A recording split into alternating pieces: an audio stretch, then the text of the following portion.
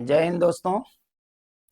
परिवर्तन क्लासेज के YouTube channel पे एक बार आपका फिर से स्वागत है। हम लोग पॉलिटी के सीरीज को आगे बढ़ा रहे हैं। पिछले कुछ लेक्चर में हम लोगों ने राजनीतिक सिद्धांतों के बारे में पढ़ा और आज से हम लोगों का नया टॉपिक स्टार्ट हो रहा है। और आज हम लोग भारतीय राज व्यवस्था के व्यवहारिक स्वरूप को देखेंगे और आज से हम लोग भारतीय संविधान को स्टार्ट करेंगे।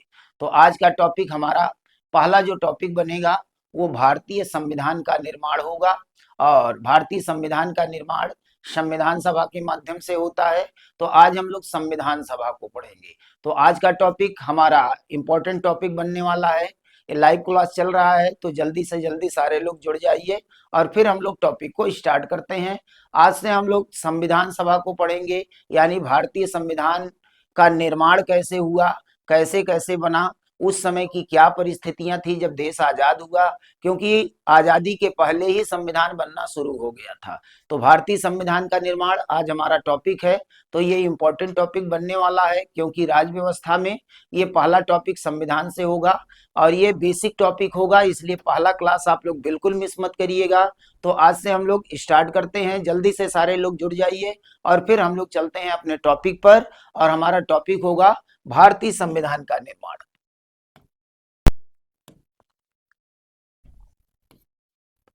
आज का हमारा टॉपिक बनेगा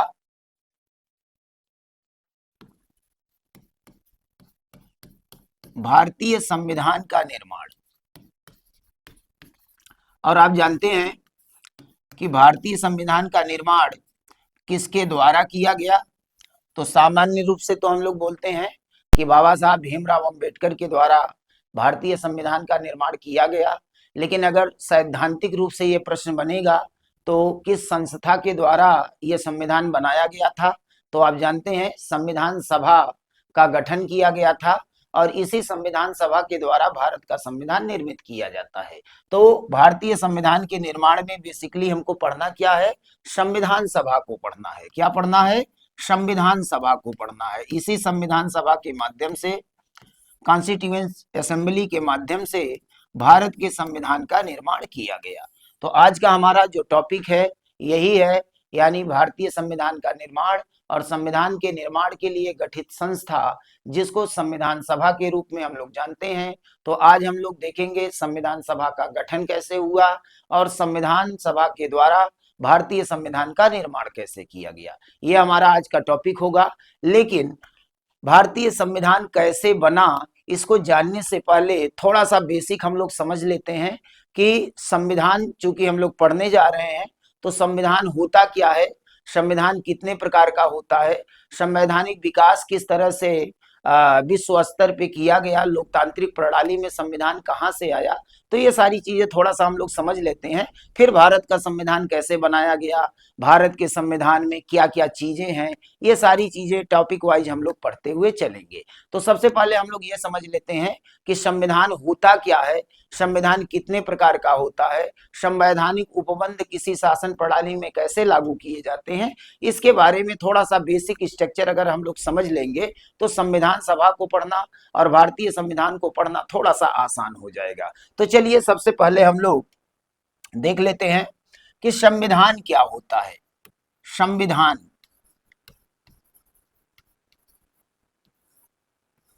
इस पूरे राज व्यवस्था के पार्ट में हम लोग संविधान की ही चर्चा करने वाले हैं। तो सबसे पहले हम ये समझते हैं संविधान क्या होता है, संविधान किसे कहा जाता है।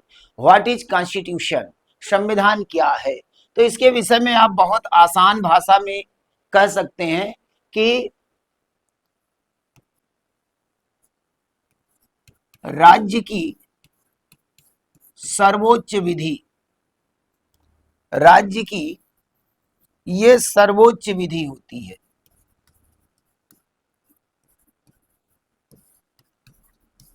संविधान क्या होता है भाई? राज्य के विषय में हम लोगों ने पढ़ा था कि राज्य और देश के बीच में अंतर क्या है। राज्य एक ब्रॉड सेंस में यूज किया जाता है, देश संकुचित अर्थ में प्रयोग किया जाता है। तो संविधान की भाषा में, कानून की भाषा में हम देश को राज्य बोलते हैं। भारतीय संविधान में भी कहीं भी कंट्री शब्द का यूज नहीं किया गया है, बल्कि स्टेट शब्द का प्रयोग किया गया है, राज्य शब्द का प्रयोग किया गया है। तो संविधान के विषय में कहा जाता है कि ये राज्य की सर्वोच्च विधि होती है। सबसे बड़ा जो कानून होता है वो उसके देश का संविधान कहलाता है। एक संविधानविद थे, एक पॉलिटिकल साइंस के बहुत बड़े विद्वान हैं, उनका नाम है लीकॉक।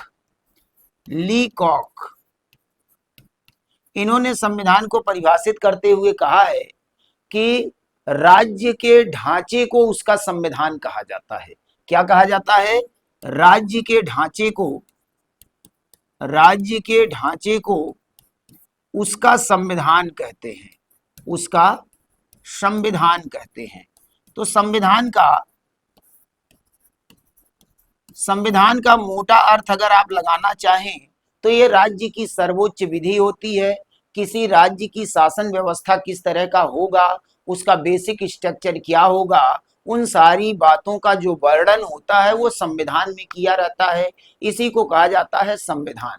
संवैधानिक विकास की एक प्रक्रिया चली है। आप जानते हैं कि मध्यकाल में चाहे भारत रहा हो या पूरे दुनिया में खासकर यूरोपीय जो कंट्रियां रही हैं, वहीं से संवैधानिक विकास की प्रक्रिया शुरू होती है।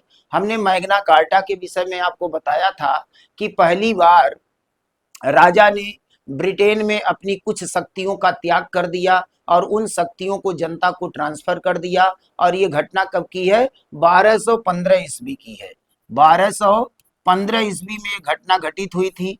राजा ने अपनी कुछ शक्तियों को त्याग दिया था और उन शक्तियों को संसद को ट्रांसफर कर दिया था। इसी को कहा जाता है मैग्ना कार्टा। यहीं से विकास आरंभ हो जाता है। राजा की शक्तियां धीरे धीरे समाप्त होने लगती हैं और शक्तियां संसद में ट्रांसफर होने लगती हैं, यानी जनता में ट्रांसफर होने लगती हैं। और धीरे धीरे धीरे धीरे संवैधानिक विकास शुरू हो जाता है और फिर 19वीं और 20वीं शताब्दी आते आते संवैधानिक विकास अपने चरम पर आ जाता है, लोकतांत्रिक प्रणाली का गठन हो जाता है।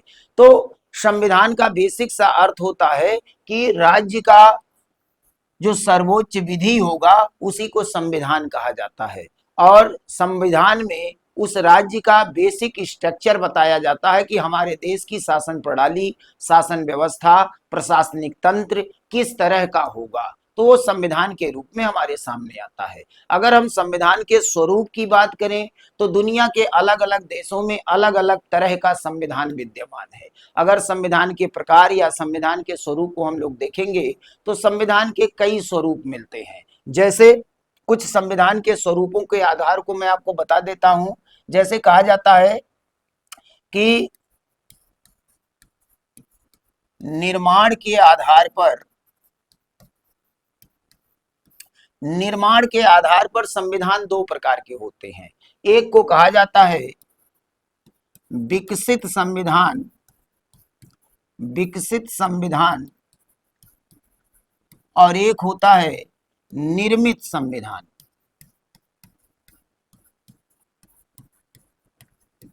विकसित संविधान और निर्मित संविधान। तो निर्माण के आधार पर संविधान दो प्रकार के बनते हैं, एक विकसित संविधान होता है, एक निर्मित संविधान होता है।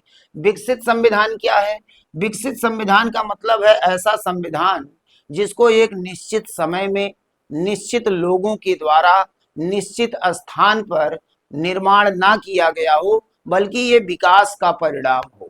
जैसे सामाजिक परंपराएं होती हैं, एक पीढ़ी से दूसरी पीढ़ी में ट्रांसफर होती हैं, उसी तरह से संवैधानिक विकास की प्रक्रिया भी अगर आगे बढ़ी हो तो आप कहेंगे कि ऐसा संविधान विकसित संविधान का उदाहरण है। और दुनिया में विकसित संविधान का सबसे बड़ा उदाहरण कौन सा संविधान आता है? तो आप जानते हैं कि ब्रिटेन का संविधान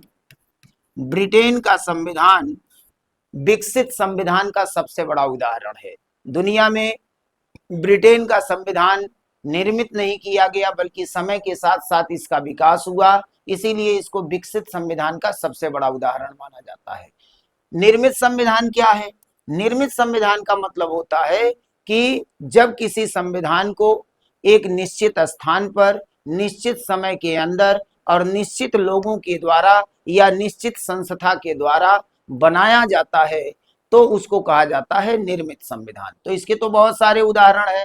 आपके भारत का संविधान, अमेरिका का संविधान, फ्रांस का संविधान, दुनिया के बहुत सारे संविधान निर्मित किए गए हैं, तो ये निर्मित संविधान के उदाहरण होते हैं। तो इसमें आप भारत का संविधान, यूएसए का संविधान ले सकते हैं एग्जाम्पल के रूप में। दुनिया का पहला निर्मित संविधान यूएसए का संविधान माना जाता है। भारत का संविधान भी एक निर्मित संविधान का उदाहरण है। एक निश्चित समय सीमा के अंदर, निश्चित स्थान पर, निश्चित संस्था के द्वारा, निश्चित व्यक्तियों के द्वारा भारत के संविधान का निर्माण किया गया। तो निर्माण के आधार पर संविधान दो प्रकार के होते हैं, एक होता है विकसित संविधान, एक होता है निर्मित संविधान। दूसरे आधार अगर देखेंगे तो दूसरा आधार इसका बनता है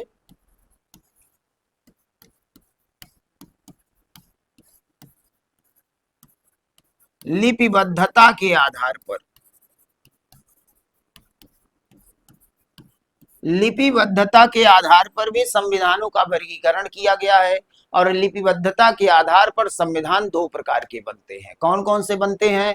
इसमें पहला है अलिखित संविधान, अलिखित संविधान, और दूसरा होता है लिखित संविधान,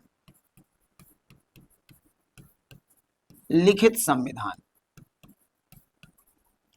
दो कैटेगरी के संविधान यहाँ बनेंगे, एक अलिखित संविधान है, एक लिखित संविधान है। शब्दों से ही स्पष्ट हो रहा होगा, ऐसा संविधान जो लिपिबद्ध कर दिया गया है, रिटन फॉर्म में है, आप उसको लिखित संविधान कहेंगे, और जो अनरिटन फॉर्म में है उसको आप अलिखित संविधान कहेंगे। लिपिबद्धता के आधार पर संविधानों को दो भागों में वर्गीकृत किया गया है। अब यहाँ से प्रश्न बनता है कि भारत का संविधान कैसा है? भारत का संविधान एक लिखित संविधान है या अलिखित संविधान है? तो निश्चित रूप से भारत का संविधान कैसा संविधान है? एक लिखित संविधान है। भारत का संविधान एक निश्चित समय सीमा के अंदर लिखा गया, तो आप इसको लिखित संविधान का उदाहरण मानेंगे। अगर अलिखित संविधान की बात करें तो ब्रिटेन का संविधान अलिखित संविधान का उदाहरण है। सामान्यतः जो विकसित संविधान होते हैं वो अलिखित संविधान होते हैं, क्योंकि वो विकास का परिणाम होता है। परंपराओं के आधार पे जैसे जैसे परंपराएं आगे बढ़ती जाती हैं उसी तरह से उसका विकास भी हो जाता है, तो उसको लिखने की जरूरत नहीं पड़ती है, पीढ़ी दर पीढ़ी वो आगे बढ़ती रहती है।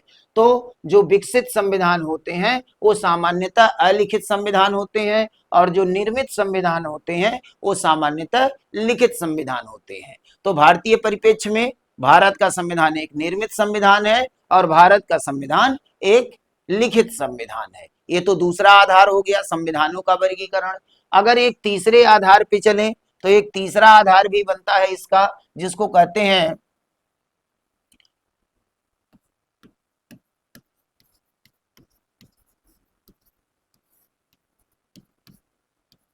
संशोधन के आधार पर। संशोधन के आधार पर यानी संविधान में बदलाव कैसे किया जाएगा, बदलाव की प्रक्रिया, संशोधन की प्रक्रिया आसान है या संशोधन की प्रक्रिया जटिल है, इस आधार पर भी संविधानों को दो वर्गों में वर्गीकृत किया गया है। एक को कहा जाता है लचीला संविधान, लचीला संविधान, और एक दूसरा होता है जिसको कहा जाता है कठोर संविधान, कठोर संविधान। ये संशोधन के आधार पे इसका वर्गीकरण किया जाता है। एक लचीला संविधान होता है, एक कठोर संविधान होता है। लचीला संविधान क्या है भाई? लचीला संविधान ऐसे संविधान को कहा जाता है जिस संविधान में संशोधन की प्रक्रिया आसान हो, आसानी से किसी संविधान में अगर बदलाव किया जा सकता है, संशोधन किया जा सकता है, अमेंडमेंट किया जा सकता है, तो आप कहेंगे कि यह लचीला संविधान का उदाहरण है। कठोर संविधान क्या है? इसका ठीक उल्टा, यानी ऐसा संविधान जिसमें संशोधन की प्रक्रिया जटिल हो, आसानी से संविधान में संशोधन ना किया जा सके, तो ऐसे संविधान को कठोर संविधान कहा जाता है। लचीले संविधान का अगर उदाहरण आप ढूंढेंगे तो दुनिया का सबसे लचीला संविधान ब्रिटेन का संविधान है। कौन सा संविधान है? ब्रिटेन का संविधान है। चूंकि ब्रिटेन का संविधान एक विकसित संविधान का उदाहरण है और अलिखित संविधान है, ज्यादातर चीजें लिपिबद्ध नहीं की गई हैं, परंपराओं के आधार पर चल रही हैं, तो अगर इसमें कोई संशोधन करना होता है तो इसकी प्रक्रिया बहुत आसान है। संसद में वोटिंग करने की जरूरत नहीं पड़ती है, संशोधन करने के लिए हाथ खड़ा कर देते हैं और उसी से संशोधन हो जाता है ब्रिटेन में। तो आप कहेंगे कि ब्रिटेन का संविधान दुनिया का सबसे लचीला संविधान है संशोधन के आधार पर। और कठोर संविधान का सबसे बड़ा उदाहरण कौन सा है? तो कठोर संविधान का सबसे बड़ा उदाहरण अमेरिका का संविधान है, यूएसए का संविधान है। लगभग 250 साल होने वाले हैं अमेरिका का संविधान बने हुए, लेकिन इन 250 सालों में अभी तक केवल 27 संशोधन हुआ है। तो आप जरा सोचिए कि अगर प्रक्रिया आसान होती, लचीला होता, आसानी से संशोधन हो जाता तो अब तक बहुत सारे संशोधन हो चुके होते। लेकिन इन 250 सालों में लगभग 230-235 साल हो गए अमेरिका का संविधान बने, लेकिन अभी तक उसमें केवल 27 संशोधन किया गया है। तो इस दृष्टि से अगर देखा जाए तो अमेरिका का संविधान एक कठोर संविधान का उदाहरण है। अब प्रश्न बनता है भारत की क्या स्थिति है भाई, भारत का संविधान कैसा है? तो आप कहेंगे भारत का संविधान कठोर भी है और लचीला भी है, दोनों का समन्वय है। भारत ना पूर्ण रूप से कठोर है और ना ही पूर्ण रूप से लचीला है। आगे जब हम लोग पढ़ेंगे तो वहां भारतीय संविधान में अनुच्छेद 368 देखेंगे और संशोधन की प्रक्रिया जब हम देखेंगे तो भारतीय संविधान में संशोधन की 3 प्रक्रियाएं आती हैं। एक होता है साधारण बहुमत से संशोधन करना, एक होता है विशेष बहुमत से संशोधन करना, और एक होता है विशेष बहुमत तथा आधे राज्यों के सहमति से संशोधन करना। तो जो साधारण बहुमत से संशोधन होता है वो तो लचीली प्रक्रिया है, आसानी से संशोधन कर दिया जाता है। लेकिन जो विशेष बहुमत से संशोधन होगा उसमें कुल सदस्यों का पूर्ण बहुमत और उपस्थित एवं मतदान करने वाले सदस्यों के 2/3 बहुमत से संशोधन करना पड़ता है। ये प्रक्रिया जटिल है और इससे भी जटिल प्रक्रिया है कि जब विशेष बहुमत तो होना ही चाहिए, साथ में कम से कम आधे राज्यों का समर्थन भी होना चाहिए, तो प्रक्रिया और जटिल हो जाती है। इसीलिए भारत के संविधान के विषय में कहा जाता है कि भारत का संविधान कठोर भी है और भारत का संविधान लचीला भी है। तो ये संविधान का अगर आप स्वरूप देखेंगे तो अलग अलग आधारों पर दुनिया के संविधानों को अलग अलग तरीके से वर्गीकृत किया गया है। निर्माण के आधार पर संविधान 2 प्रकार के बनेंगे, निर्मित संविधान, विकसित संविधान। लिपिबद्धता के आधार पर भी संविधान 2 तरह के बनेंगे, एक को कहा जाता है लिखित संविधान, एक होता है अलिखित संविधान। और संशोधन के आधार पर संविधानों का वर्गीकरण करेंगे तो एक होता है लचीला संविधान और एक होता है कठोर संविधान। तो ये कुछ बातें हो गई संविधान की, और संविधान के विषय में आप जान ही रहे हैं कि संविधान किसी भी राष्ट्र की सर्वोच्च विधि होती है। मूल स्वरूप उसमें वर्णित होता है कि किसी भी राष्ट्र को चलाने के लिए किस तरह की शासन व्यवस्था को अपनाया जाएगा, उसी स्वरूप को संविधान में रखा जाता है और उसी संविधान के माध्यम से शासन व्यवस्था चलती है, उसी संविधान के माध्यम से अधिनियम बनाए जाते हैं, उसी के माध्यम से नियम, नियमावली, उपनियम, आदेश जारी किए जाते हैं और सारी व्यवस्थाएं संविधान के माध्यम से ही चलती हैं। संविधान सर्वोच्च विधि होती है, संविधान के विरुद्ध कोई कार्य नहीं हो सकता, संविधान के विरुद्ध कोई एक्ट, अधिनियम, बाइलॉज, रेगुलेशंस नहीं हो सकते। सबसे ऊपर संविधान होता है, उसके बाद और नियमावलियां बनाई जाती हैं किसी भी राष्ट्र को चलाने के लिए। तो सामान्य अर्थों में आप कह सकते हैं कि जो संविधान है वो संविधान सर्वोच्च विधि होती है और उसी के माध्यम से राष्ट्र का संचालन किया जाता है। चलिए अब हम लौटते हैं वापस भारत के संविधान पर। वापस लौटेंगे हम लोग भारत के संविधान पर और देखेंगे कि भारत के संविधान का निर्माण कैसे किया गया, क्या परिस्थितियां थी उस समय, वहां से हम लोग शुरुआत करेंगे। क्योंकि भारतीय संविधान का निर्माण उस समय आरंभ हो गया जब भारत आजाद भी नहीं हुआ था। भारत आजाद नहीं हुआ है उसके पहले ही संविधान का निर्माण शुरू हो जाता है।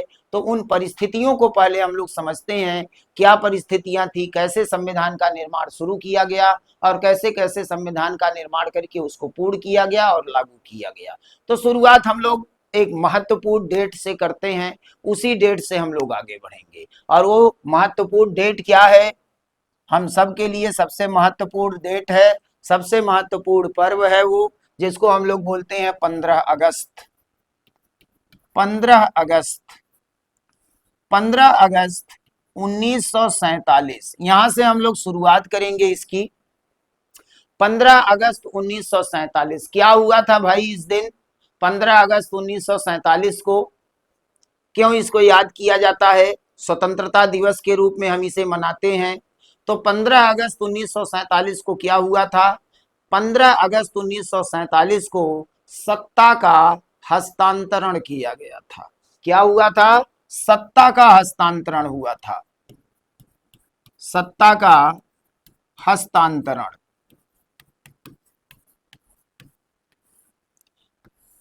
इसी डेट को इंडियन इंडिपेंडेंस एक्ट लागू किया गया।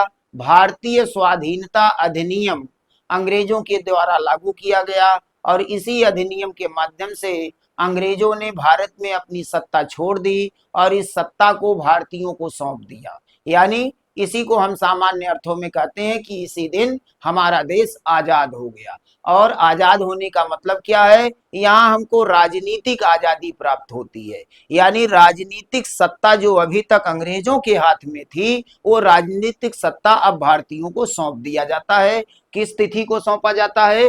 15 अगस्त 1947 को। यानी इसी डेट से अब अंग्रेज भारत में शासन व्यवस्था के मुखिया नहीं रह गए। अंग्रेजों के द्वारा भारत की सत्ता नहीं चलाई जाएगी, ये सत्ता भारतीयों को सौंप दिया जाता है। तो इसी को कहा जाता है सत्ता का हस्तांतरण। यानी जो राजनीतिक सत्ता पहले अंग्रेजों के हाथ में थी, वो राजनीतिक सत्ता अब किसके हाथ में आ जाती है? वो भारतीयों के हाथ में आ जाती है। तो 15 अगस्त 1947 को सत्ता का हस्तांतरण किया गया। इसीलिए इस डेट को हम आजादी का डेट मानते हैं और स्वतंत्रता दिवस के रूप में हम इसको मनाते हैं।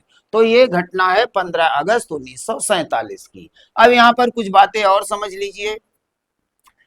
15 अगस्त 1947 को हमारा देश आजाद हो गया, सत्ता का हस्तांतरण हो गया। इसका मतलब क्या हुआ? अब इससे क्या परिवर्तन आने वाला है हमारे देश में? भारत में क्या मूलभूत परिवर्तन हो गया 15 अगस्त 1947 से? तो दो परिवर्तन यहाँ मूलभूत आपको देखने को मिलेगा।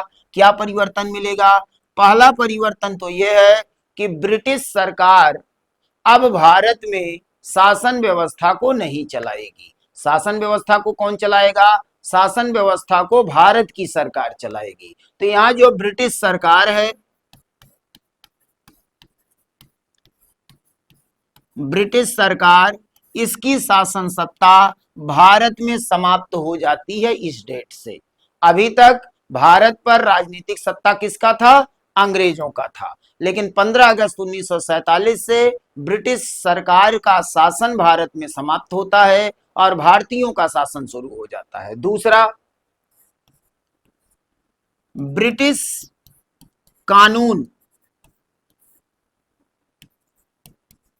अब भारत में लागू नहीं होगा, क्योंकि देश आजाद हो चुका है, सत्ता का हस्तांतरण हो गया है। तो ब्रिटिश सरकार की हुकूमत भारत में नहीं होगी और ब्रिटिश कानून भारत में अब नहीं चलेगा। अभी तक भारत किस कानून से चलता था? ब्रिटिश कानून से चलता था। ब्रिटेन की पार्लियामेंट में कानून बनाए जाते थे, भारत भेजे जाते थे, भारत में लागू किया जाता था और फिर उसी के माध्यम से पूरी शासन व्यवस्था को चलाई जाती थी। लेकिन ये चीजें अब यहाँ से समाप्त हो जाएंगी। इसी को कहा जाता है राजनीतिक सत्ता का हस्तांतरण। ठीक है, यहां तक तो बात ठीक है कि 15 अगस्त 1947 से ब्रिटेन की सरकार भारत में हुकूमत नहीं करेगी और ब्रिटिश कानून भारत में लागू नहीं होगा। लेकिन अब एक समस्या है। ठीक है, सत्ता का हस्तांतरण हो गया, ब्रिटिश सरकार भारत में शासन नहीं करेगी, लेकिन शासन करने वाली कोई संस्था तो होनी चाहिए ना। देश चलेगा कैसे? भारत चलेगा कैसे? आजादी तो दे दी गई, लेकिन भारत को चलाएगा कौन? कोई तो सरकार होनी चाहिए। यानी देश को आजाद करने से पहले ही हमारे देश की एक सरकार का गठन आवश्यक है। जो सत्ता का हस्तांतरण होगा तो सत्ता किसको सौंपी जाएगी? किसी सरकार का गठन कर लिया जाए और उसी को सत्ता का हस्तांतरण कर दिया जाए अंग्रेजों के द्वारा, फिर वो सत्ता हस्तांतरित करके अपने तरीके से शासन व्यवस्था को चलाएगा। ये आवश्यक था कि आजादी के पहले ही एक भारतीय सरकार का गठन कर दिया जाए। ठीक है, सरकार का गठन किया जाना चाहिए, लेकिन वो सरकार शासन व्यवस्था को चलाएगा कैसे? क्योंकि ब्रिटिश कानून तो अब भारत में लागू होगा नहीं। तो किस कानून के माध्यम से ये सरकार भारत को चलाएगी? तो इसके लिए आवश्यक है कि देश को आजाद करने से पहले ही भारत के लिए कानून का निर्माण शुरू हो जाए, और ये कानून के निर्माण का मतलब है संविधान का निर्माण।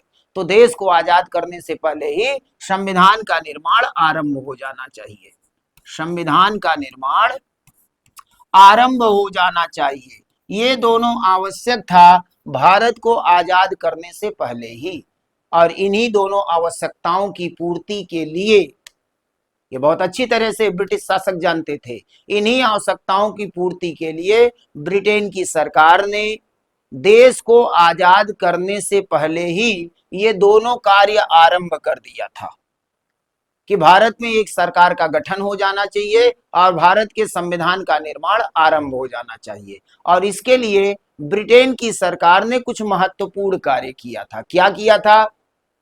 उसने एक कमेटी का गठन किया था और उस कमेटी को भारत भेजा था, और उस कमेटी का एक ही उद्देश्य था कि भारत की यथास्थिति की जानकारी हासिल करे, परिस्थितियों का आकलन करे और बताए कि भारत में सरकार का गठन कैसे हो सकता है और भारत के संविधान का निर्माण कैसे किया जा सकता है।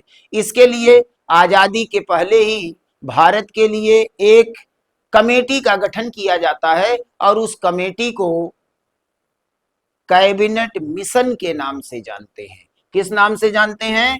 कैबिनेट मिशन के नाम से जानते हैं, कैबिनेट मिशन। अब ये कैबिनेट मिशन क्या है, इसको अब हम लोग थोड़ा सा समझेंगे, क्योंकि यहीं से शुरू होगा भारतीय संविधान का निर्माण। इसी कैबिनेट मिशन के रिपोर्ट के आधार पर भारत का संविधान बनाया जाएगा, ठीक ना। तो हम लोग कैबिनेट मिशन के बारे में थोड़ा सा समझेंगे, फिर आगे संविधान को समझना आसान हो जाएगा। लेकिन इसके साथ एक बात और समझ लीजिए जो बहुत महत्वपूर्ण है और लोग ध्यान नहीं देते हैं इस बिंदु पर। क्या है वो? देखिए, 15 अगस्त 1947 को जो हमको आजादी मिली, जो सत्ता का हस्तांतरण हुआ, ये आजादी हमको केवल अंग्रेजों से मिली थी। यानी अंग्रेजों के कब्जे में भारत का जो भूभाग था, अंग्रेजों के कब्जे में जो भारतीय क्षेत्र था, वो भारतीय क्षेत्र तो हमको प्राप्त हो जाता है, हमको आजादी मिल जाती है। लेकिन आप जानते हैं कि भारत में जब यूरोपीय कंपनियों का आगमन हुआ था तो केवल ब्रिटिश ईस्ट इंडिया कंपनी ही नहीं आई थी। सबसे पहले तो पुर्तगाली आए थे, उसके बाद डच आए, फिर अंग्रेज आए, फिर स्वीडिश आए, फिर फ्रांसीसी आए, फिर डेनिश आए। इस तरह का एक क्रम रहा है। तो भारत के अधिकांशतः हिस्सों पे तो अंग्रेजों का कब्जा स्थापित हुआ, भारत पे हुकूमत अंग्रेजों ने किया। लेकिन कुछ इलाके ऐसे थे जहां पर पुर्तगालियों और फ्रांसीसियों का कब्जा था, और ये कब्जा 1947 तक था। ये लोग वापस नहीं गए थे पुर्तगाली और फ्रांसीसी। तो 15 अगस्त 1947 को जो हमको आजादी मिली, ये अंग्रेजों से आजादी मिली थी, ब्रिटिश सरकार से हमको आजादी मिली थी। लेकिन भारत में 5 क्षेत्र ऐसे थे जो फ्रांसीसियों के कब्जे में था, फ्रांसीसियों के कब्जे में था। यानम, माहे, कराईकल, चंद्रनगर, ये सारे जो क्षेत्र थे ये फ्रांसीसियों के कब्जे में थे। और 5 क्षेत्र ऐसा था जो पुर्तगालियों के कब्जे में था। पुर्तगाल, गोवा, दमन, दीव, दादर, नगर हवेली, इन सब इलाकों पर पुर्तगालियों का कब्जा अभी भी था। तो 15 अगस्त 1947 को जो हमको आजादी मिली, वो केवल अंग्रेजों से आजादी मिली थी, इन लोगों से आजादी नहीं मिली थी। यानी इनके कब्जे में जो क्षेत्र थे, इन क्षेत्रों पर आजादी हमको 15 अगस्त 1947 को नहीं मिलती है। बाद में जब अंग्रेजों से हमको आजादी मिल गई, तो बाद में जो इनके कब्जे में क्षेत्र थे, इनको छुड़वाया गया, कहीं जनमत संग्रह कराया गया, कहीं युद्ध किया गया, कहीं समझौता किया गया, और इसके माध्यम से धीरे धीरे ये जो क्षेत्र थे इनको भारतीय क्षेत्र में मिला लिया गया, सरदार वल्लभ भाई पटेल और पंडित जवाहरलाल नेहरू के प्रयासों से। तो ध्यान रखना है इस बात का कि 15 अगस्त 1947 को जो सत्ता का हस्तांतरण हुआ था, जो आजादी मिली थी, वो केवल अंग्रेजों से मिली थी। चलिए अब हम लोग लौटते हैं कैबिनेट मिशन पर। कैबिनेट मिशन की क्या स्थिति थी, इसके लिए थोड़ा सा हम लोग ऐतिहासिक बैकग्राउंड देखते हैं तो कैबिनेट मिशन भी हमको ठीक से समझ में आएगा, और फिर कैबिनेट मिशन के रिपोर्ट पे जो संविधान सभा बनाई गई वो भी हमको ठीक से समझ में आएगा। तो चलिए इसको थोड़ा सा हम लोग समझते हैं। हम लोग 1947 के पूर्व में अगर चलेंगे, उस समय भारत की स्थिति क्या थी, इसको थोड़ा सा हम बैक में जाएं तो आप जानते हैं कि दूसरा विश्व युद्ध, सेकेंड वर्ल्ड वार, दूसरा विश्व युद्ध 1939 में शुरू हुआ था और 1945 तक चला था। और जिस समय दूसरा विश्व युद्ध चल रहा था उस समय ब्रिटेन में चर्चिल की सरकार थी। ब्रिटेन में मुख्य रूप से 3 राजनीतिक पार्टियां हैं, एक को कहा जाता है कंजर्वेटिव पार्टी, एक है लिबरल पार्टी और एक है लेबर पार्टी। तो उस समय कंजर्वेटिव पार्टी की सरकार थी और वहां का प्रधानमंत्री चर्चिल हुआ करता था। और कंजर्वेटिव पार्टी हमेशा भारतीयों की विरोधी रही है। चर्चिल भारतीयों से घृणा करता था। तो जब दूसरा विश्व युद्ध शुरू हुआ तो इस विश्व युद्ध में भारत को अपने साथ जोड़ने के लिए ब्रिटिश प्रधानमंत्री ने प्रयास शुरू कर दिया, क्योंकि पहले विश्व युद्ध में भारत ने भरपूर सहयोग दिया था और महात्मा गांधी, बाल गंगाधर तिलक, सारे लोगों ने सपोर्ट किया था, गांव गांव जाकर लोगों को प्रेरित किया था कि सेना में भर्ती हो जाओ, क्योंकि अंग्रेजों ने वादा किया था कि अगर हम पहला विश्व युद्ध जीत जाएंगे तो हम भारत को आजाद कर देंगे। तो ब्रिटेन पहला विश्व युद्ध जीत तो गया, लेकिन भारत को क्या मिला? भारत को आजादी तो नहीं मिली, बल्कि मिला क्या? भारत को मिला रॉलेट एक्ट, भारत को मिला जलियांवाला बाग हत्याकांड। इस तरह का एक कुचलने वाली नीति अपनाया अंग्रेजों ने और भारत को कोई सहूलियत प्रदान नहीं किया था, गद्दारी किया था, वादा खिलाफी किया था पहले विश्व युद्ध में। इसीलिए जैसे ही दूसरा विश्व युद्ध शुरू हुआ, भारत के लोग अलर्ट हो गए कि इस बार अंग्रेजों का सहयोग नहीं करना है। अब लगातार ये लोग सहयोग मांगने लगे, तो भारतीय राष्ट्रीय कांग्रेस जो उस समय आजादी की लड़ाई लड़ रही थी, उसका रामगढ़ अधिवेशन होता है और उस रामगढ़ अधिवेशन में एक प्रस्ताव पास किया जाता है कि अगर ब्रिटेन की सरकार भारत में एक अंतरिम सरकार का गठन कर दे तो हम ब्रिटेन का इस द्वितीय विश्व युद्ध में सहयोग देने के लिए तैयार हैं। ये प्रस्ताव पास हो गया। इस प्रस्ताव के जवाब में उस समय के जो तत्कालीन वायसराय थे, भारत में गवर्नर जनरल थे, लॉर्ड लिनलिथिगो, उन्होंने अपना प्रस्ताव पेश किया और उस प्रस्ताव में कहा कि हम भारत में अंतरिम सरकार का गठन तो नहीं कर सकते, हाँ अगर हम ये विश्व युद्ध जीत जाएंगे तो भारत को हम डोमिनियन स्टेट का दर्जा दे देंगे। डोमिनियन स्टेट का मतलब होता अधिराज्य का दर्जा आंतरिक व्यवस्था के संबंध में। तो भारतीयों ने कहा नहीं, ये हमको मंजूर नहीं है, हमको वादा नहीं चाहिए, हमको पहले दे दो, उसके बाद फिर हम आपका सपोर्ट करेंगे, क्योंकि एक बार वादा खिलाफी कर चुके हो पहले विश्व युद्ध में। तो इस तरह से बात नहीं बनी, इसको अगस्त प्रस्ताव कहा जाता है। तो ये अगस्त प्रस्ताव उस समय के गवर्नर जनरल जो लॉर्ड लिनलिथिगो थे, उनके द्वारा प्रस्तुत किया गया था भारतीयों के सामने, लेकिन भारतीयों ने उसको एक्सेप्ट नहीं किया। युद्ध चलता रहा। ये 1940 की घटना है। 1940 में अगस्त प्रस्ताव प्रस्तुत किया गया था, लेकिन भारतीयों ने उसको स्वीकार नहीं किया। उसके बाद युद्ध चलता रहा और इस युद्ध में ब्रिटेन की स्थिति खराब होने लगी और ब्रिटेन जिस गुट में शामिल था, फ्रांस था, उसमें रूस था, ब्रिटेन था, ये सारे देश थे, तो ये लोग दबाव बनाने लगे कि जल्दी से जल्दी भारतीयों को शामिल करिए। तो 1942 में पुनः ब्रिटिश सरकार ने एक कमेटी बनाया और कमेटी को भारत भेजा कि जाइए भारतीयों से बातचीत करिए और उनको ब्रिटेन के साथ मिलाइए इस विश्व युद्ध में। तो जो कमेटी भेजा गया था वो स्टेफर्ड क्रिप्स की अगुवाई में भेजा गया था, इसलिए इसको क्रिप्स मिशन के नाम से जाना जाता है। तो क्रिप्स मिशन आता है भारत, बातचीत होती है। क्रिप्स मिशन में भी वही बातें थी कि जब हम विश्व युद्ध जीत जाएंगे तो भारतीयों के लिए ये करेंगे वो करेंगे। भारतीयों ने कहा हमको कोरा वादा नहीं चाहिए, हमको पहले दे दो, आंतरिक सरकार दे दो, तभी हम सपोर्ट करेंगे। तो वहां भी बात नहीं बनी और क्रिप्स मिशन असफल हो गया, वापस चला गया। भारतीयों को लगा कि ये सुनहरा मौका है, ब्रिटेन फंसा हुआ है विश्व युद्ध में, इस समय अगर हम बड़ा आंदोलन खड़ा कर दें तो हमको आजादी मिल सकती है। और फिर एक आंदोलन चलाया गया जिसको भारत छोड़ो आंदोलन के नाम से जाना जाता है। तो भारत छोड़ो आंदोलन चलता रहा। लिन लिथिगो ने इसको कुचलने का भरपूर प्रयास किया, लेकिन वो असफल हो गया और अंततः लिन लिथिगो को वापस बुला लिया गया और एक नया वायसराय भेजा गया और वो नए वायसराय थे लॉर्ड बेबल। तो जब लॉर्ड बेबल आते हैं तो मामले को शांत करने के लिए, आंदोलन को शांत करने के लिए एक योजना प्रस्तुत करते हैं जिसको बेबल योजना कहा जाता है और उसके लिए एक सम्मेलन बुलाते हैं जिसको शिमला सम्मेलन के नाम से जाना जाता है। तो बेबल योजना और शिमला सम्मेलन एक साथ होता है। ये 1945 की घटना है। लेकिन बेबल योजना से भी बात नहीं बनती है और भारतीय इसके लिए तैयार नहीं होते हैं, कोई मामला सलट नहीं पाता है, स्थिति बिगड़ती जाती है और इधर 1945 में दूसरा विश्व युद्ध समाप्त हो जाता है क्योंकि अमेरिका के द्वारा जापान के 2 शहरों पर, हिरोशिमा और नागासाकी पर पहली बार परमाणु बम गिरा दिया गया और दुनिया ने एक ऐसा नरसंहार देखा जो पहले कभी नहीं देखा था।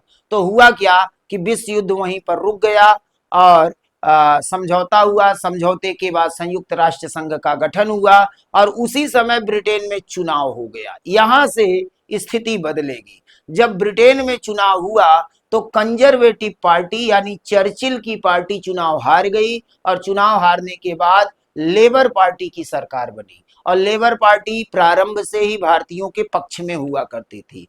तो लेबर पार्टी की जब सरकार बनी तो क्लेमेंट एटली ब्रिटेन के प्रधानमंत्री बनते हैं और क्लेमेंट एटली भारतीयों के समर्थक थे। तो जब ये प्रधानमंत्री बने तो इन्होंने प्रयास शुरू कर दिया कि भारत को जल्द से जल्द आजाद कर दिया जाए क्योंकि विश्व का दबाव भी था कि भारत को जल्दी से जल्दी आजादी मिल जानी चाहिए। उधर नेताजी सुभाष चंद्र बोस अपनी सेना लेकर के लड़ रहे थे आजाद हिंद फौज को, उसका भी दबाव था।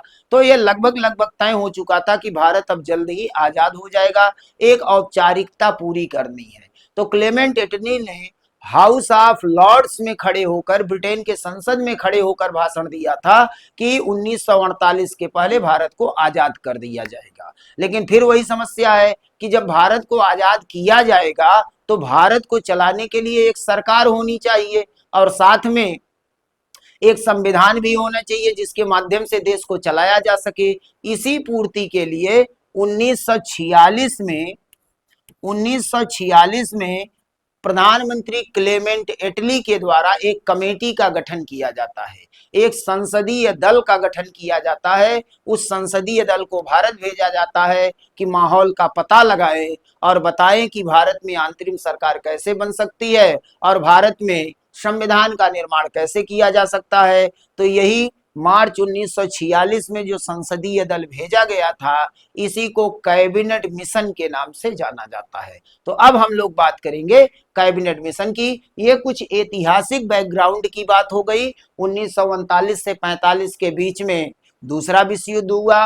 भारतीयों को शामिल करने के लिए अगस्त प्रस्ताव आया, फिर भारतीयों को शामिल करने के लिए क्रिप्स मिशन आया, उसके बाद बेबल योजना, शिमला सम्मेलन हुआ और अंत में कैबिनेट मिशन आता है और कैबिनेट मिशन के रिपोर्ट के आधार पे ही भारतीय संविधान का निर्माण होता है। ये डायरेक्टली क्वेश्चन पूछता है वनडे एग्जाम में कि भारतीय संविधान का निर्माण किस कमेटी के रिपोर्ट के आधार पर किया गया था। तो आपका उत्तर क्या हो जाएगा? आपका उत्तर होगा कैबिनेट मिशन के रिपोर्ट के आधार पर किया गया था। तो चलिए हम लोग कैबिनेट मिशन को देखते हैं और फिर संविधान का विकास कैसे कैसे होता है उसको समझते हैं। तो सबसे पहले हम लोग देखेंगे कैबिनेट मिशन। कैबिनेट मिशन तो मार्च 1946 ईस्वी में कैबिनेट मिशन का गठन किया जाता है। मार्च 1946 ईस्वी में कैबिनेट मिशन का गठन होता है। ब्रिटिश सरकार के द्वारा संयुक्त संसदीय दल का गठन किया जाता है और यही संसदीय दल भारत आता है और भारत में लोगों से बातचीत करता है। लोगों से का मतलब है यहाँ की राजनीतिक पार्टियों से बातचीत करता है और मुख्य रूप से 2 राजनीतिक पार्टियां सक्रिय थी यहाँ पे। एक तो भारतीय राष्ट्रीय कांग्रेस थी जो आजादी की लड़ाई लड़ रही थी और दूसरा मुस्लिम लीग था जो पाकिस्तान के लिए लड़ाई लड़ रहा था।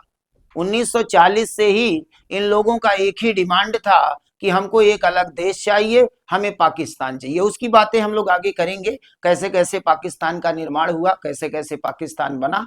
तो यहाँ पर मार्च 1946 ईस्वी में कैबिनेट मिशन का गठन कर दिया गया। अब कैबिनेट मिशन में कौन कौन लोग थे, इससे संबंधित कुछ क्वेश्चंस बनते हैं आपके एग्जाम में। तो पहले हम लोग कैबिनेट मिशन के बारे में कुछ बातें जान लेते हैं। यहां देखिए, यहाँ पे जो कैबिनेट मिशन बनाया गया, इस कैबिनेट मिशन में 3 सदस्यों को रखा गया था। ये 3 सदस्य कौन कौन से थे? इसमें एक सदस्य थे जिनका नाम था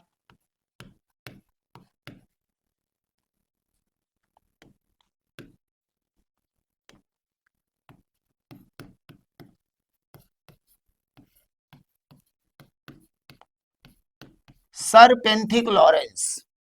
पहले जो सदस्य थे ये थे सर पेंथिक लॉरेंस, और इस कैबिनेट मिशन के ये अध्यक्ष थे। क्या थे ये? इस कैबिनेट मिशन के अध्यक्ष थे। ये क्वेश्चन पूछता है आपके एग्जाम में कि कैबिनेट मिशन की अध्यक्षता किसने किया, तो आपका आंसर होगा सर पेंथिक लॉरेंस ने। और सर पेंथिक लॉरेंस वही व्यक्ति हैं जो इस समय भारत सचिव के पद पर हैं।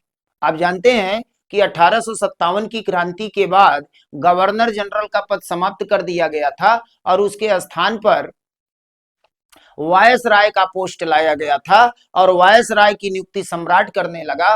वायसराय को कंट्रोल करने के लिए मंत्रिमंडल के एक सदस्य को भारत सचिव का पद प्रदान किया गया, यानी एक नया पद सृजित किया जाता है जिसको भारत सचिव कहा जाता है, इंडियन सेक्रेटरी उसको कहा जाता है। तो दो दो पद विद्यमान थे भारत में, एक तो वायसराय या गवर्नर जनरल हुआ करता था और दूसरा भारत सचिव हुआ करता था। वायसराय या गवर्नर जनरल सम्राट का प्रतिनिधित्व करता था भारत में, और भारत सचिव ब्रिटेन के सरकार का प्रतिनिधित्व करता था भारत में। यानी जो भारत सचिव के पद पर होता था वह एक मंत्री का पद होता था। किसका पद होता था? मंत्री का पद होता था। यानी ब्रिटेन की जो सरकार होती थी, प्रधानमंत्री और उसका मंत्रिमंडल कैबिनेट होता था, उस कैबिनेट का ये मेंबर होता था। तो ये मंत्री का पद होता था, इसीलिए कहा जाता द्वैरी सरकार चलती थी 1857 की क्रांति के बाद। एक तो सम्राट से गवर्न होता था जो वायसराय होता था, और प्रधानमंत्री के तरफ से यानी सरकार के तरफ से जो मंत्री होता था उसको भारत सचिव कहा जाता था। तो सर पेंथिक लॉरेंस इस कैबिनेट मिशन के अध्यक्ष भी थे और उस समय भारत सचिव के पद पर भी थे। और भारत सचिव का पद एक मंत्री का पद होता है। और आप जानते हैं कि मंत्री बनने के लिए एमपी होना जरूरी है। तो ये महोदय एमपी थे, ब्रिटेन में मेंबर ऑफ पार्लियामेंट थे। तो पहले सदस्य कौन हो गए कैबिनेट मिशन के? सर पेंथिक लॉरेंस हो गए, जो इस कैबिनेट मिशन के अध्यक्ष थे। एक दूसरे सदस्य थे जिनका नाम था स्टेफर्ड क्रिप्स। इनके नाम से तो आप परिचित हैं। 1942 में क्रिप्स मिशन आया था इन्हीं की अगुवाई में, लेकिन वो असफल हो गया था भारतीयों से बातचीत करने में, और भारतीय तैयार नहीं हुए दूसरे विश्व युद्ध में साथ देने के लिए अंग्रेजों का। तो ये भी इसके मेंबर थे, इसके सदस्य थे, और ये भी एक मंत्री के पद पर थे ब्रिटेन में, वाणिज्यिक मंत्री हुआ करते थे। यानी ये भी एक एमपी हुआ करते थे ब्रिटेन में, ये भी मंत्री महोदय हैं। और एक तीसरे सदस्य थे जिनका नाम था एबी अलेक्जेंडर। एबी अलेक्जेंडर ये तीसरे मेंबर थे कैबिनेट मिशन के, और ये भी एक मंत्री के पद पर थे, यानी ये भी एमपी थे। ये नौसेना मंत्री हुआ करते थे। तो तीनों सदस्य मंत्री के पद पर थे और मंत्रियों का एक समूह बन गया।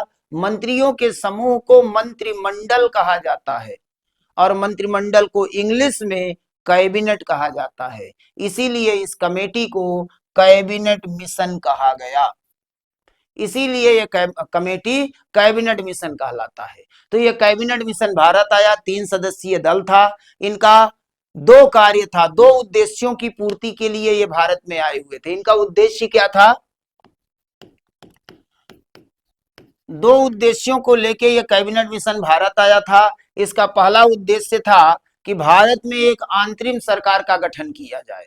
क्या किया जाए? एक अंतरिम सरकार का गठन किया जाए, अंतरिम सरकार। क्यों?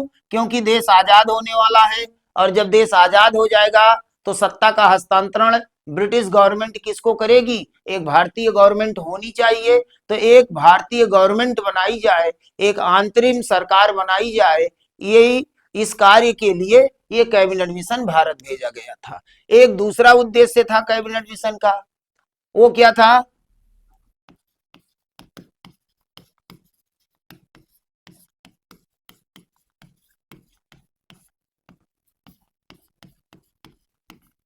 संविधान निर्माण की रूपरेखा तैयार करना। सरकार तो बना दी जाएगी, लेकिन ये सरकार चलेगी कैसे? अब भारत आजाद हो रहा है तो भारत को चलाने के लिए भारत का संविधान भी होना चाहिए, और भारतीयों की बहुत पहले से मांग थी कि आजाद भारत में हम अपना संविधान खुद बनाएंगे, हमारा संविधान अंग्रेज नहीं बनाएंगे बल्कि हम अपना संविधान स्वयं बनाएंगे।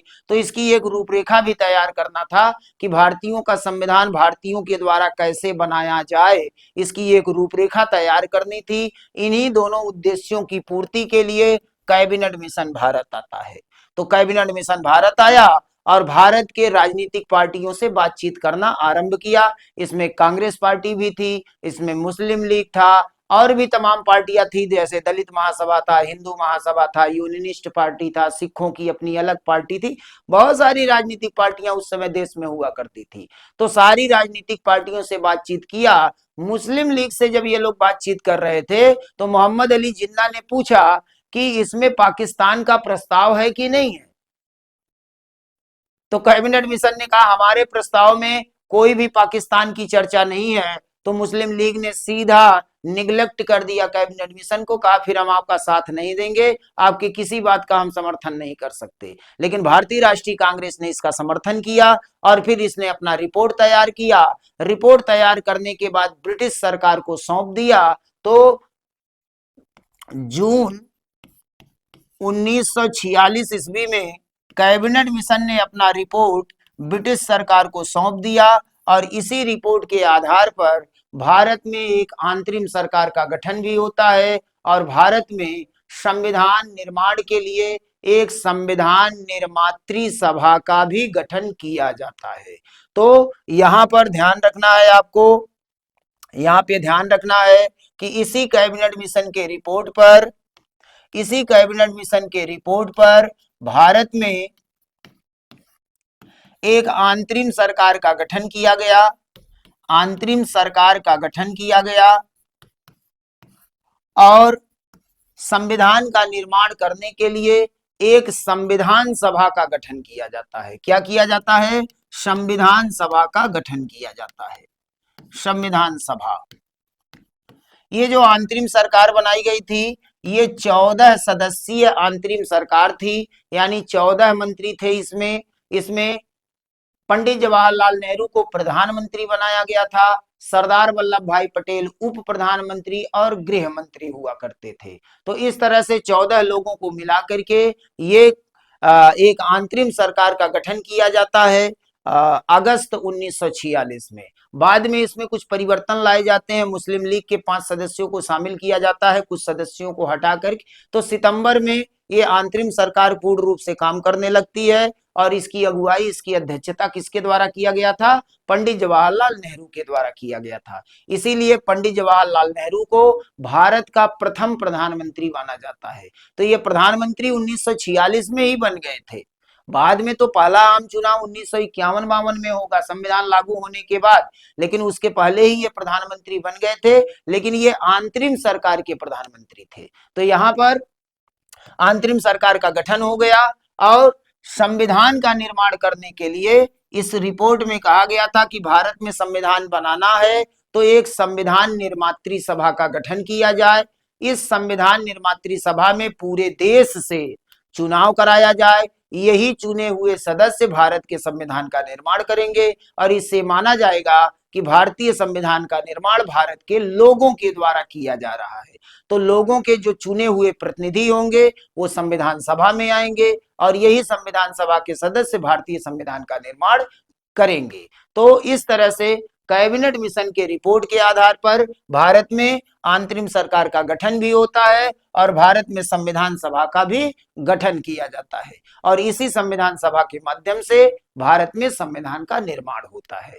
तो यहाँ पर अब हम लोग यहाँ से पढ़ना शुरू करेंगे कि संविधान सभा के द्वारा संविधान सभा का गठन कैसे किया गया और संविधान सभा के द्वारा संविधान का निर्माण कैसे किया जाता है। तो यहाँ पर ये ऐतिहासिक बैकग्राउंड हमारा पूरा हुआ कि भारतीय संविधान के निर्माण के लिए उस समय के कंडीशंस क्या थे, कैसे कैसे 1940 से लेके 1947 का समय गुजरता है और फिर परिस्थिति बनती है देश को आजाद कराने की। और जब देश आजाद होने वाला होता है तो आजादी से पहले ही भारत में एक अंतरिम सरकार का गठन कर दिया जाता है और संविधान को बनाने के लिए संविधान निर्मात्री सभा बना दी जाती है और इसी के द्वारा संविधान निर्माण का काम शुरू हो जाता है 1946 में ही। 9 दिसंबर 1946 को संविधान का निर्माण शुरू हो जाता है और बनके कब तैयार होगा? बनके तैयार होगा 26 नवंबर 1949 को, यानी 9 दिसंबर 1946 को संविधान बनना शुरू होगा और 26 नवंबर 1949 को संविधान बनके तैयार होगा। इसी समय को कहा जाता है कि भारतीय संविधान को बनने में 2 वर्ष 11 माह और 18 दिन का समय लगा। तो अब आगे हम लोगों को देखना है कि संविधान सभा के द्वारा संविधान का निर्माण कैसे कैसे किया जाता है। पहले संविधान सभा का गठन कैसे होता है और फिर संविधान का निर्माण कैसे किया जाता है। तो आज के क्लास में हम लोगों ने भारतीय संविधान के निर्माण के लिए ऐतिहासिक जो परिस्थितियां थी उसको हम लोगों ने देख लिया। नेक्स्ट लेक्चर में हम लोग संविधान सभा को देखते हुए संविधान सभा का गठन और संविधान सभा के द्वारा निर्मित भारतीय संविधान को समझेंगे। तो आज का क्लास हम लोग यहीं पे समाप्त करते हैं और नेक्स्ट लेक्चर में संविधान सभा के गठन और उसके द्वारा किए गए कार्य यानी संविधान का निर्माण देखेंगे। तो आज का क्लास यहीं समाप्त करते हैं और हर बार की तरह सारे व्यूअर्स से एक ही अपील है कि आप लोग अगर चैनल पे नए हैं तो चैनल को जरूर सब्सक्राइब करिए, लाइक करिए और बेल आइकन को जरूर दबाइए जिससे आने वाला नोटिफिकेशन आपको मिलता रहे। वीडियो को शेयर करते रहिए और अपना ज्ञान वर्धन करते रहिए। तो इसी के साथ आज का क्लास हम लोग समाप्त करते हैं। नेक्स्ट क्लास में हम लोग पुनः मिलेंगे और इसी संविधान सभा से हम लोग इसको पढ़ना शुरू करेंगे। तो आज का क्लास यहीं तक। जय हिंद।